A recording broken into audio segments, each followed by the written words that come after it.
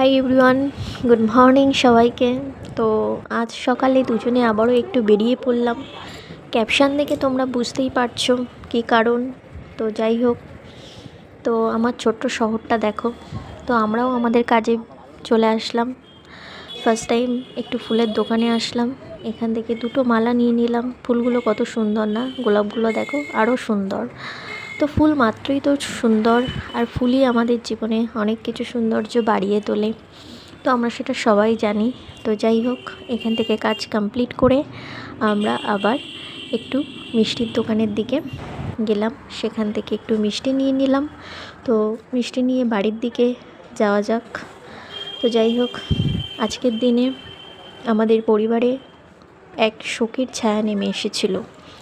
মা, আমার শাশুড়ি মা মানে সবাইকে ছেড়ে উনি আজকের দিনে চলে গেছিল।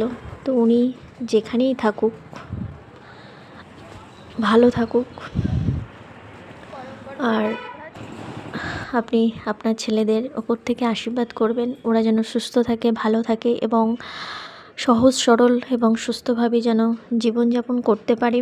তো আজই এমনই এমার্জেন্সির কারণে কোনো ছেলেই বাড়ি থাকতে পারেনি এই সময়টা। ওদেরও খারাপ লাগছে, কিন্তু কিছু করার নেই। তো যাই হোক, আমি আমার সাধ্যমতো গোপালকে যেরকম ভোগ দিই সেটাই আমি করেছি।